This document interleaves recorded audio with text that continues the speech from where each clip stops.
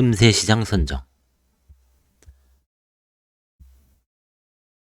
변호사 시험에 합격하면 누구나 저마다 염두에 둔 표적 시장이 있기 마련이다. 그래서 그 분야의 실무와 지식을 더 쌓았을 것이다. 그러나 막상 개업을 하고 나면 원래의 시장과는 다른 곳을 두드리고 있는 경우가 허다하다. 비즈니스에 성공하기 위해서는 법률적 지식과 선호 분야도 중요하지만 만일 이미 수많은 경쟁자가 존재하고 있다면 달리 보아야 한다. 틈새 시장을 잘 선정하는 것은 변호사 마케팅에 있어서 매우 중요하다. 당신은 변호사로서 어떻게 살고 싶은가? 삶의 목적이 무엇인지부터 살펴봐야 한다. 그러한 대주제에서부터 내려오면서 삶의 방향이 설정되고 일관성 있는 조율이 선행되어야 바쁘게 돌아가는가 가운데에서 중심을 잡고 나갈 수 있다. 송무를 비롯한 법률 서비스 실무는 막대한 노력을 해야 습득할 수 있기에 한 사람이 많은 분야를 다 해낼 수는 없다. 그렇기 때문에 내가 진정 좋아하는 분야의 일을 해야 한다. 그래야 오랜 기간에 걸쳐 즐겁게 헤쳐나갈 수 있고 삶의 질도 향상된다. 전문성을 쌓기 전까지는 가족과 친구들에게 소원한 느낌을 줄 수도 있다. 개인적 희생을 무릅쓰고서라도 열심히 일하는 것은 모두 나와 가족의 행복을 위함이 아닌가. 자, 당장 스스로 물어보자. 어떤 법 분야를 선택해야 내가 불편함이 없이 몰입해서 열심히 일할 것 같은가? 더 많은 밤을 지새워 파고들어 공부할 분야는 과연 무엇인가? 나의 모든 역량과 조화를 맺어 고객에게 더 큰 만족을 줄 수 있는, 서로 윈윈할 수 있는 그런 분야는 무엇인가? 아직 그 분야에 대한 실무나 공부는 미비하지만 정말 하고픈 분야가 있는가? 이런 질문들은 변호사로서의 나의 정체성과 관련이 있다. 내가 원하는 일을 해야 극심한 경쟁을 뚫고 승리하고 삶의 질도 높아지며 주위 사람들과도 조화롭게 살 수 있다. 그러나 그렇게 생각해서 정한 분야에 곧바로 뛰어들라는 것은 아니다.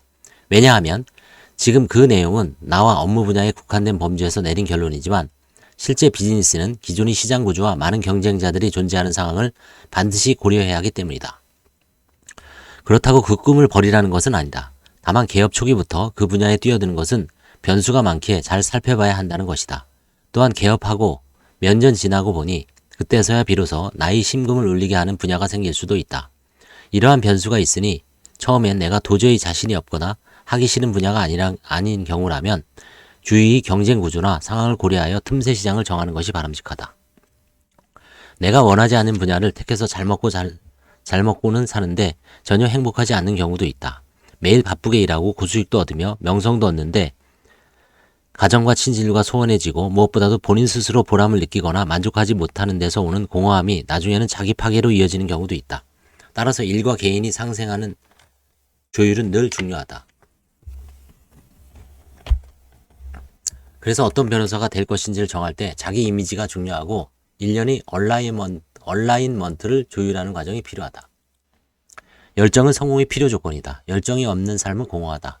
당신은 반드시 개인으로서의 삶과 직업적인 삶이 조화를 이루며 열정적이어야 행복할 수 있다. 열정은 즐거움을 높이고 열정은 동기를 부여한다. 주어진 일을 해야 한다면 아무래도 열정이 있는 쪽이 더 유리할 수밖에 없다. 열정은 단순히 선망함을 의미하지 않는다. 비즈니스를 하는 변호사의 열정은 구체적으로 행동케 하는 중심축의 역할을 한다. 그 열정이 당신의 마음을 움직이고 일찍 일어나게 만들며 해야 할 요소들을 마땅히 해내게 할 것이다. 틈새 시장을 선정하는 이유는 내가 모든 고객을 만족시킬 수 없다는 데서 출발한다. 제한적인 자원과 여건 속에서 이는 당연한 결과다. 그렇기 때문에 나에게 유리하고 경쟁이 적은 곳을 선택하려는 것이다. 그 방대한 법률 분야, 개별로 쪼개보아도 한 분야에서 전문성을 확보하기란 많은 시간과 노력을 요구한다. 그 분야도 세부로 나누어 보면 여러 개의 하위 분야가 있다. 따라서 아무리 공부가 좋고 자신이 있어도 그 많은 것을 다 아우를 수는 없다. 어머, 변호사세요? 어떤 변호사이신데요? 누군가 질문한다면 나의 전문 분야가 절로 튀어나와야 한다. 그냥 변호사죠. 라고 대답하고 배시 웃기만 한다면 아직 가야 할 길이 멀다. 그리고 상담을 해보니 내가 담당할 고객이 아니더라도 내가 어떤 분야를 주로 처리하는지에 대해 각인해 줄 정도는 돼야 한다. 수임이 안 되니까 전화로 오는 수임건에 대해 무조건 다 처리할 수 있다고 해놓고 나중에 후회한 적이 있지 않은가? 그러니까 이제는 제대로 된 마케팅 시스템을 가동시켜서 유효한 잠재 고객의 파이프라인을 만들고 이어지는 상담 과정에서 무의식까지 활용한 고품격 커뮤니케이션을 구사해서 수임 확률을 끌어올려야 한다. 꼭 기억해야 할 것은 틈새 시장은 당신이 목적과는 다르다는 점이다. 변호사로서 목적이 무엇인지를 아는 것이 먼저인 것은 맞다. 그러나 틈새 시장은 당신이 실제로 행해야 하는 시장이다. 그러기 위해서는 미래 트렌드와 개인적인 SWOT 분석이 선행되면 유익하다. 사람들이 몰리는 곳으로 가지 말라. 할 수 있다면 많은 사람이 몰려가는 반대쪽으로 가서 초일류 변호사가 되라는 말씀을 꼭 드리고 싶다. 지난 10년은 사회 경제적으로 많은 변화가 있었다. 그때 누가 고급 전문직이 지금처럼 이렇게 험난한 길을 갈 것이라고 예상이라도 했었을까? 변호사, 의사, 회계사 등의 전문직이 전과는 다른 입지를 보이고 있다. 또한 그 안에서도 사람들이 몰리는 분야가 어김없이 있다. 잘 준비한 전문직이라면 그러한 추이를 미리 앞서 보고 부단한 준비를 해왔을 것이다. 지금 유망하다고 알려진 분야에 어떻게든 숟가락을 얹기보다는 오히려 반대쪽을 살펴보는 것이 앞서 나갈 수도 있는 길일 수도 있다. 첨단 산업 분야만 보지 말고 1차 산업 쪽도 얼마든지 블루오션이 될 수 있다. 도시 화이트 칼라만 염두에 두지 말고 블루 칼라, 사회적 약자를 대변하는 곳도 얼마든지 가능성이 있다. 과거에 비해 위상이 떨어지거나 관심도가 약해지고 있는 업계나 기업을 공략하는 것도 좋은 방법이다.